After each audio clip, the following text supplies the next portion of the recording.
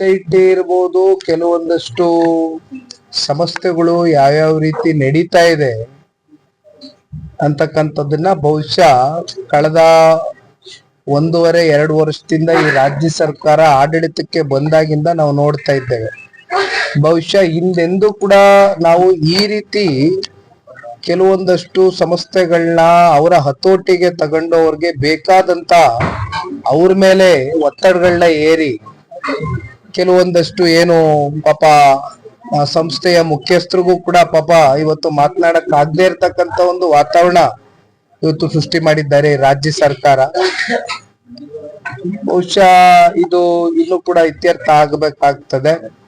ಇದು ಲೋಕಾಯುಕ್ತಾಗ ಅಷ್ಟೇ ಸೀಮಿತವಾಗಿರ್ತಕ್ಕಂತ ಒಂದು ತನಿಖೆ ಆಗ್ಕೂಡ್ದು. ಈ ತನಿಖೆ ಪಾರದರ್ಶಕವಾಗಿ ಆಗಬೇಕು ಅಂತಕ್ಕಂಥದ್ದು ಇಡೀ ರಾಜ್ಯದ ಜನತೆಯ ಒಂದು ಬಯಕೆ. ಯಾಕೆಂದ್ರೆ ಮೂಡಾದಲ್ಲಿ ಇವತ್ತು ಆಗಿರ್ತಕ್ಕಂಥ ಹಗರಣ ಇವತ್ತು ಬಹುಶಃ ಒಂದು ಪಾದಯಾತ್ರೆಯಲ್ಲಿ ಜನಗಳಲ್ಲಿ ಜಾಗೃತಿ ಮೂಡಿಸ್ತಕ್ಕಂಥ ಒಂದು ಕೆಲಸವನ್ನ ನಾವು ಮಾಡಿದ್ದು. ಇದು ಯಾವುದೋ ಒಂದು ರಾಜಕೀಯದ ಒಂದು ದ್ವೇಷಕ್ಕೆ ಅಂತಕ್ಕಂಥದ್ದು ಯಾರು ಕೂಡ ಅನ್ಯತಾ ಭಾವಿಸಬಾರ್ದು.